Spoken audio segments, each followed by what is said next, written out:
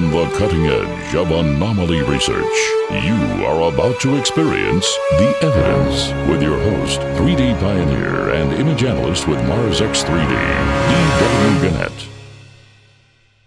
Well, hi there, and Happy New Year. Welcome to another season of Mars X3D, The Evidence. This is your buddy Dave, and if you're new to this channel, you're going to need to learn X3D viewing. It's very simple, and there's a link down below where you can go to our howdy and how-to video, and most people can learn it in just a couple of minutes. If you don't learn it, this channel won't make any sense to you, and maybe it won't anyway, so who knows. But X3D is a way of turning your entire computer monitor into the world's largest viewmaster. It's very cool, and everyone who does it is delighted to see how easy it really is and what an exciting window it opens into the world of Martian archaeology. Now, a couple of orientation points for those of you who are new, or maybe those of you who've been here a while will benefit from this as well. And that is, you're going to see on each image a data bar that looks like this.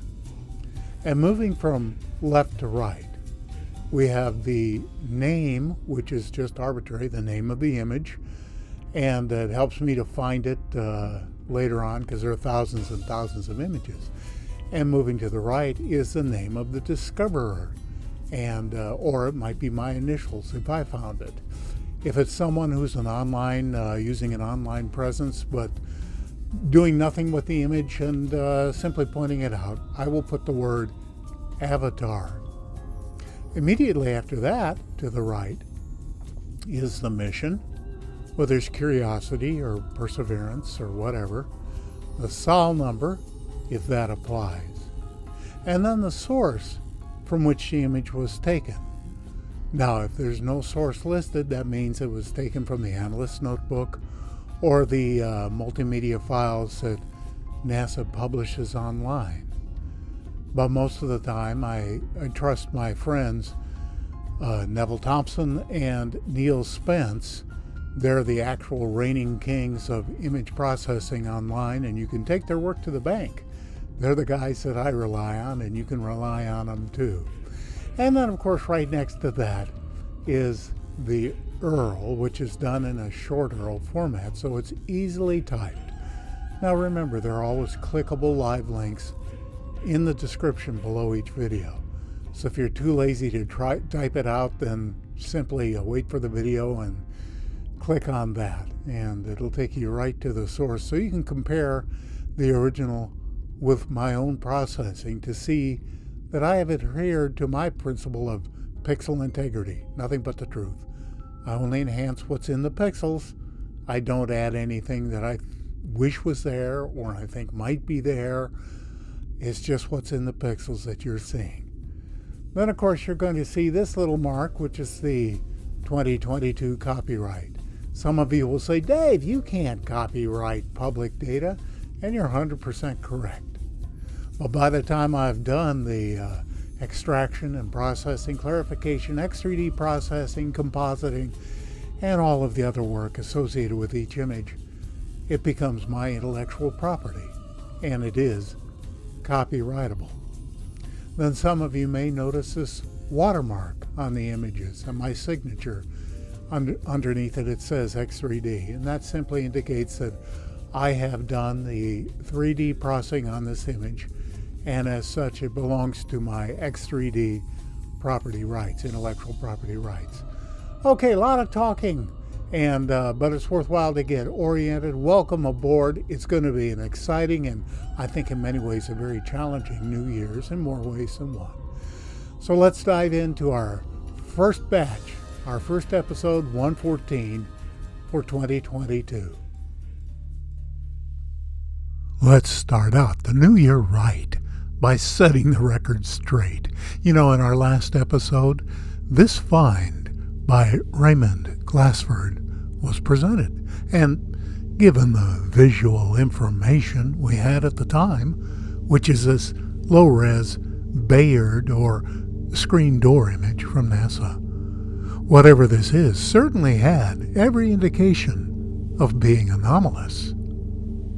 But then comes along my buddy Neville Thompson with a GMAC where this feature is included at much higher resolution. You can see for yourself that it still has the same general look of strangeness, but it doesn't seem quite so tubular as a low-res image. And when we zoom in, it becomes clear that what we thought was there was actually just a product of light, shadow, and low resolution. Kudos still go to Raymond for pointing it out in the first place. But you know what? The truth is the truth. And that's what we're all about here on this channel.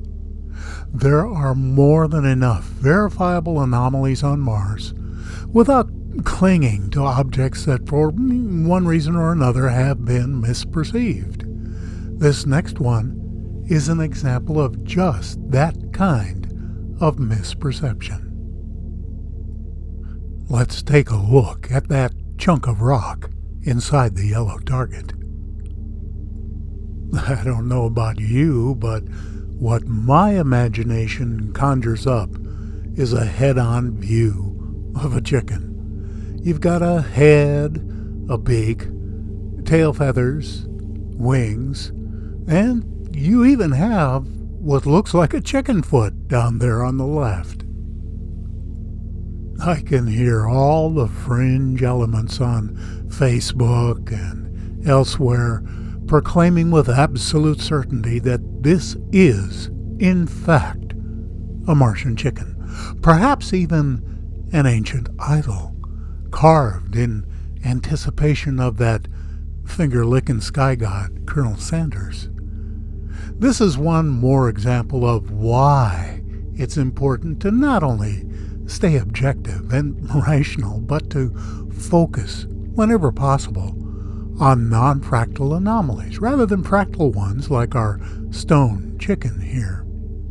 This rock gives us just enough data points to allow our minds to conjure up the image of a hen.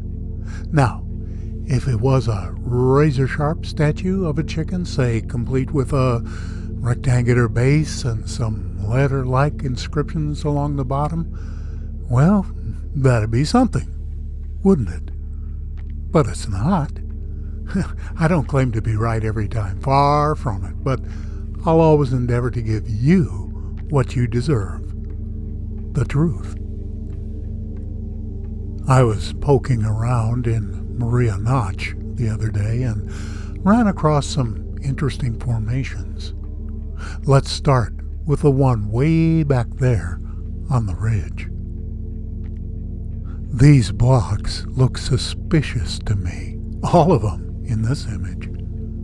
We managed to have some non-fractal angles present and what might be carving on the large blocks, and it's easy enough to imagine this as a shattered, tumbled-down megalithic wall. Then there's this odd, blurry chunk of something over on the left side, and it appears to have a semblance of radial symmetry with some intriguing lines and angles. Is it a possible mechanism fragment or just more bizarre erosion? Not really definitive enough to call it, but worth taking a look in any case. But this box-like chunk kinda snagged my spidey senses. I'd sure like to know how a box can erode out of solid stone. And besides the 6 or so right angles present, the front of the formation on the right looks like a perfectly flat surface. With as ragged as the rest of the piece looks, how did that come about?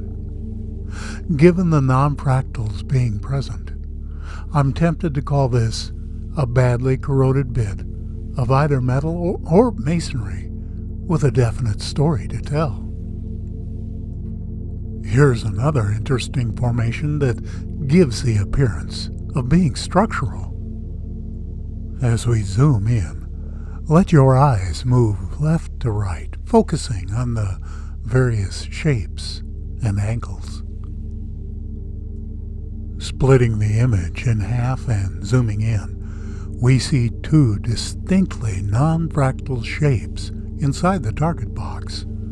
A very symmetrical rectangular cube with sharply defined 90-degree angles, and just to the right of it, a perfect triangle with either a hole or a shadow right in the center. And look at the shapes, the right angles, and especially that hemisphere on the right. Do those seem natural to you? The other half of the image is filled with strange regular shapes that almost seem metallic in the way they reflect the sunlight. What a shame that the resolution is so poor. But here's the thing, even though these images are blurry and hard to see, the math comes shining through regardless. These are non-fractal objects, and that almost always means intelligent agency. And down in front, we have another example of what might possibly be a mechanism. That radial collar draped across the front with regularly spaced markings. Does that make it artificial? Not necessarily. For all we know, it could be the fossil remains of some ancient animal. You've heard me say this before. If you were out walking and ran across this, would you take the time to pick it up and examine it? Would you maybe slip it into your sample bag for later analysis? You see, that subjective level of curiosity is what we're talking about. The recognition that there's something unusual happening here. We don't know what this might be, but that inner impulse keeps us moving on and continuing the search. Well, we sure keep finding pyramids on Mars, don't we? How can we ignore this pointy pyramid shape poking up over the edge of a distant dune?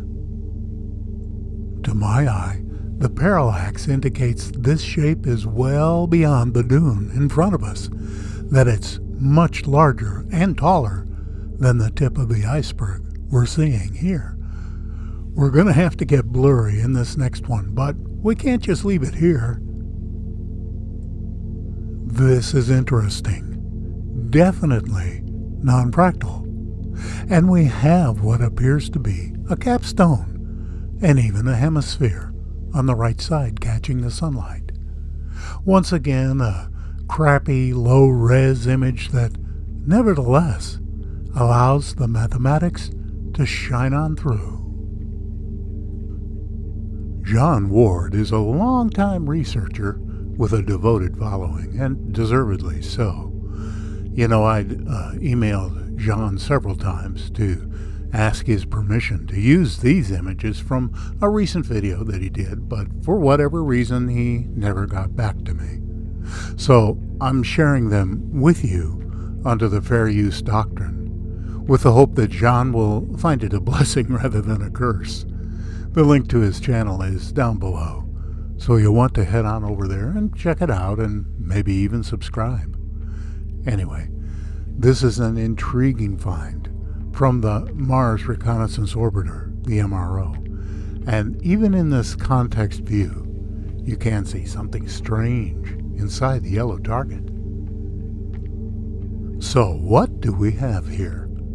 This object is around 65.5 feet across, so it's definitely the size one might expect some kind of craft to be. In my opinion, there's no way this could be a natural formation. The symmetry, the angles, those notches, all add up to intelligent agency. But for what purpose? This is a Photoshop rendering that John did, showing what he believes this to be. Now, whether this is or is not 100% accurate, that's beside the point. We have something artificial here that quite simply should not be on Mars. We'll wrap things up today with some great finds by Rami Bar-Ilan. This first one really does look like a pelican skull, doesn't it? We know that Mars was a water planet, just like Earth, so it only makes sense that pelagic birds would be present as a life form. For those of you from Iowa, pelagic means pertaining to the open sea, which you don't have in Iowa. Well, you have the Mississippi, of course, but that's not quite the same. So that's probably why you've never heard the word before, and besides, it's not a word commonly found in comic books. And how is this for some first-class weirdness? It's actually a pretty cool bit of sculpture that, I wouldn't mind having in my own garden. There are some interesting markings on it, and of course that little gear-like bit of strangeness inside the symmetrical opening down front. Now, there are way too many non-fractals here to call this a rock. It sure looks like a machine to me, with those cooling ribs down the left side and the semicircular piece on the front with a hub in the center. You'll want to head on over to RamiBar-Ilan.com to see his artistic interpretations of the various finds he's made, along with other Rami kind of stuff as well. Well, I appreciate y'all stopping by today, and if you saw something you liked, please consider giving this video a thumbs up. That's kind of a coin of the realm, and it improves our search results in YouTube with their incomprehensible search algorithms. And, if you have something you want to have me take a look at, there's a email link down below. And, what else do we have going on? Well, actually, quite a lot of things we're working on that I'll gradually reveal as the year goes along, including some fresh merchandise and another book or two. So I really appreciate all of you who have decided to support this channel. Thank you very much for your help. It makes my efforts a little less painful. And for the rest of you, thank you for stopping by, and for all of you proud weirdos, you know who you are. Be well.